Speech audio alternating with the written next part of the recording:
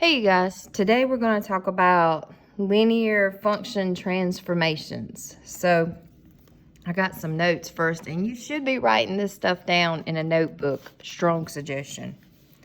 So if you have a function f of x, and then you have f of x minus h, now in parentheses, that's a horizontal shift.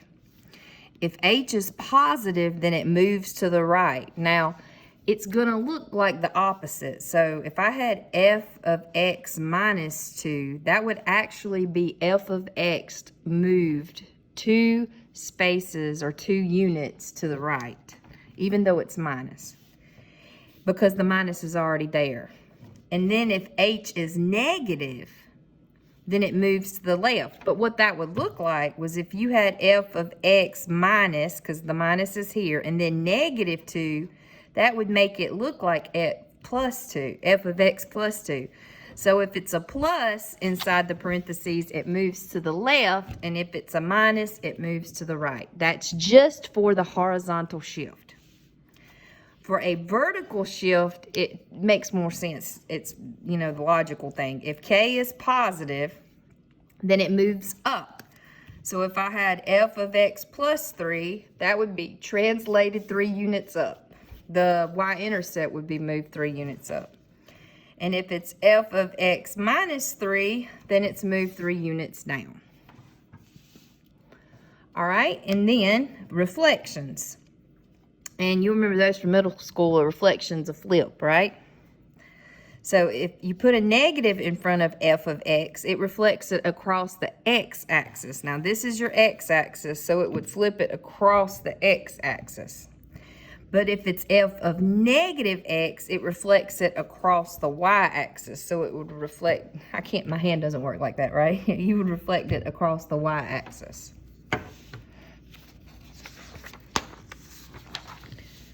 All right, now vertical stretch or compression, that's when you throw a constant out in front of the function. If the number in front is greater than 1, like 2 or 4, it stretches away from the x-axis, so it's going to stretch this way, like you put it in a taffy pool. It makes it steeper. If a is between 0 and 1, so if it's something like a half or a fourth or 0.57, then it's going to compress towards the x-axis, so it will become less steep.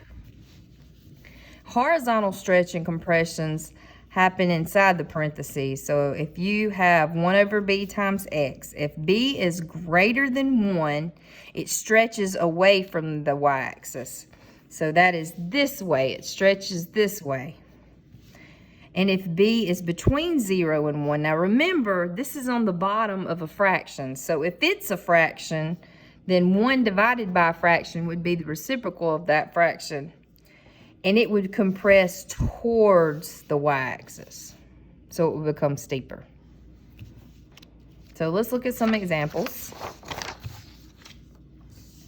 All right, for the first one, it says the graph of f is shown. G is defined as negative f of x plus 2. So the first thing I would do is find the equation of this line. So when I look at this line, can I scoot right here? All right, so if we wanted to do mx plus b, and it's f of x in this case, your slope, I could put a point here and I could put a point here, and we rise 2 and we run 1. So the slope is 2.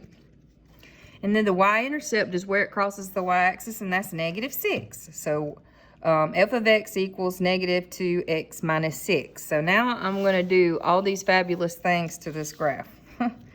So if we did negative 1/2 of f of x, which is 2x minus 6,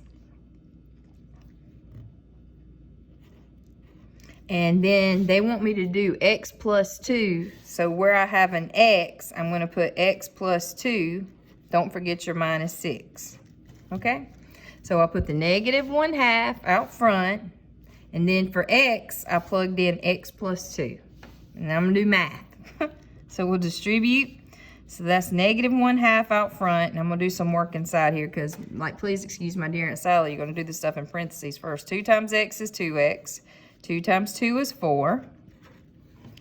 And you can put the 4 minus 6 together. And 4 minus 6 is negative 2. And then I'm going to distribute this negative 1/2. So negative 1/2 of 2x would be negative 1x.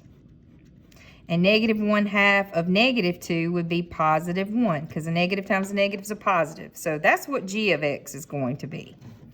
Oops, forgot my equal. And if I wanted to graph that, let me get a different color. We would put a point at 1 on the y-axis. So right here. And then the slope, so the y-intercept is 1, and the slope is negative 1.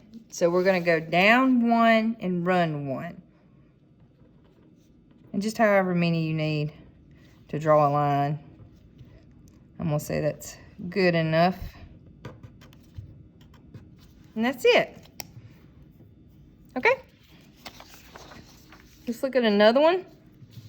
It says that they want us to draw f of x plus 6. So here's f of x. So f of x plus 6, that plus 6 would mean it's a vertical translation up. So you would go up 6. So there's a couple ways you could do this. You could find the equation of this line, and it would never hurt, right? So the slope here, I can put a point here and here. So I rise 1, 2, 3, 4. I run 1, x, and then the y-intercept is negative 2. So I'm going to simplify that. So f of x is 4x minus 2.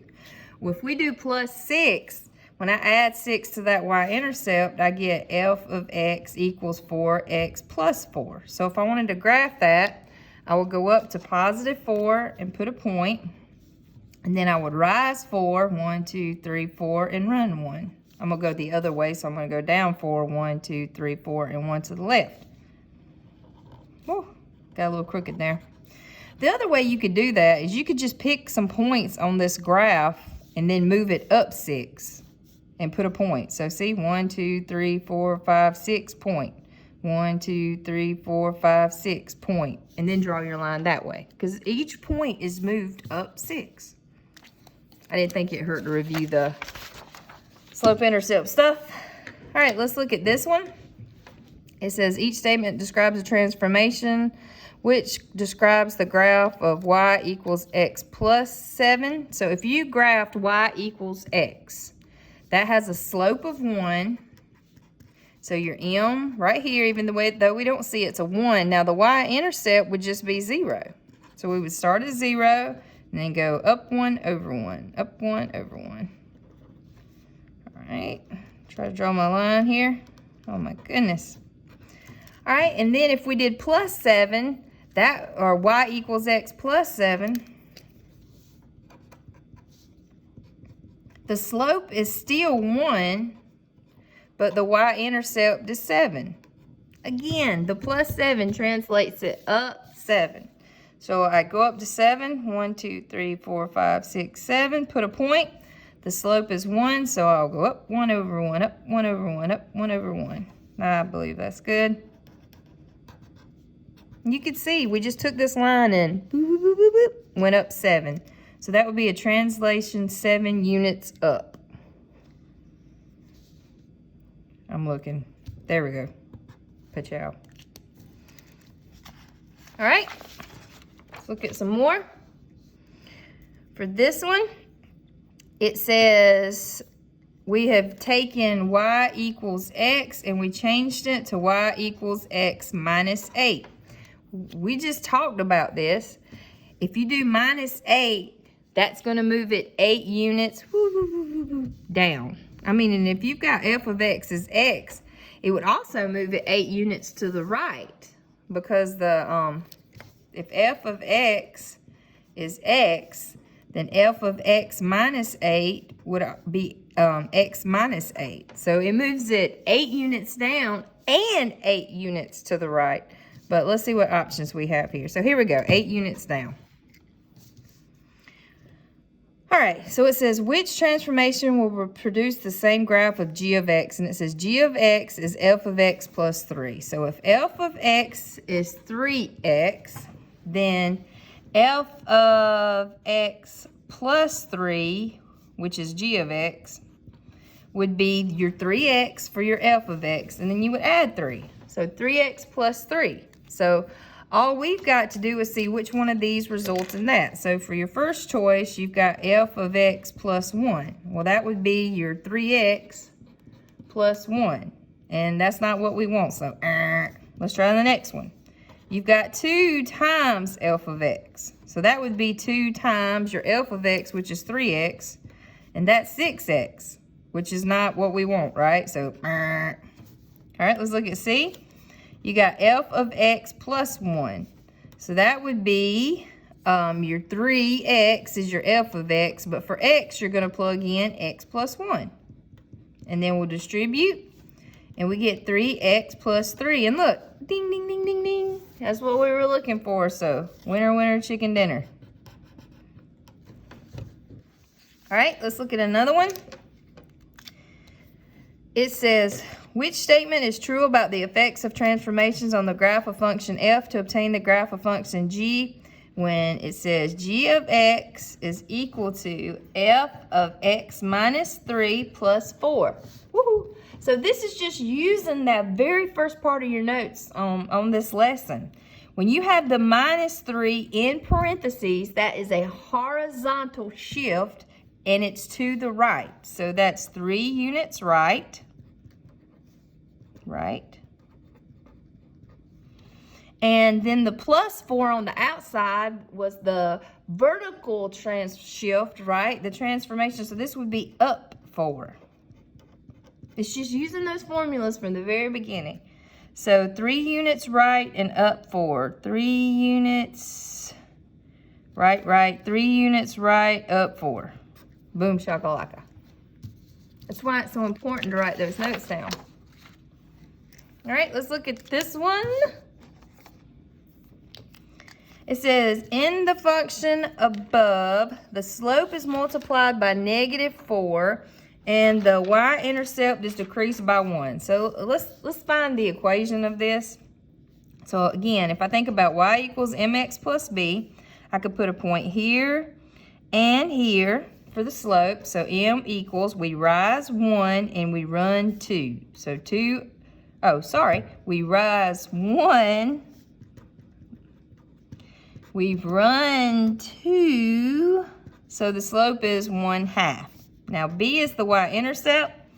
I can look right here, it crosses at -2. So the equation of this line is y equals 1/2 x and then minus 2. So it says the slope is multiplied by -4. So my new slope is going to be -4 times 1/2. Well, that's -2. And it says the y-intercept is decreased by 1. So I take my y-intercept, which is -2, and I decrease it by 1, and that gives me -3. So I'm looking for a graph for y equals -2x minus 3. And you guys, it's multiple choice, so process of elimination here. So the y-intercept, not -3, that's -3, that's not -3, that's -3. So now I'm just looking for a slope of -2. So for this one, look, it's going up. Can't possibly be a negative slope. Here, just to check, down 2 over 1. Cha-ching! So this would be the correct answer.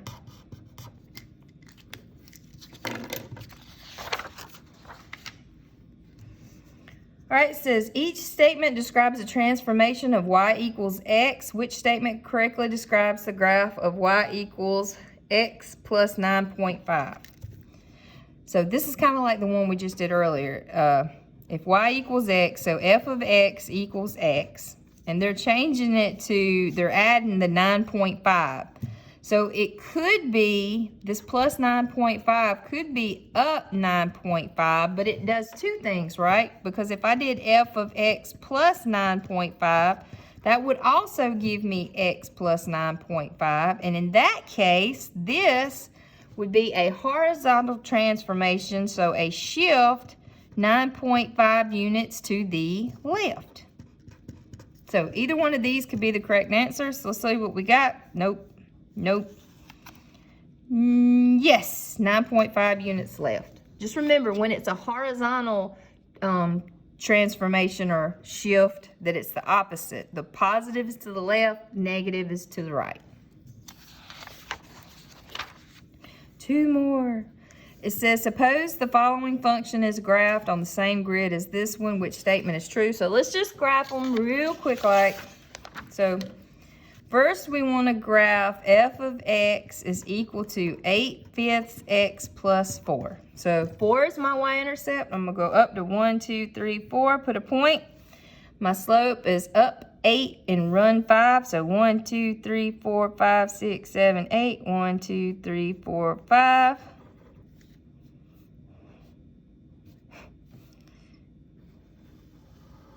Oh my goodness. I got to get better at that, right? I just need to grab a ruler. All right, and then for the other one, they want us to graph f of x equals negative 5/8 x plus 8. So for this one, we'll go up to 8. 1, 2, 3, 4, 5, 6, 7, 8, and put a point. And then the slope is negative 5/8, so we'll go down 5 over 8. 1, 2, 3, 4, 5. 1, 2, 3, 4, 5, 6, 7, 8.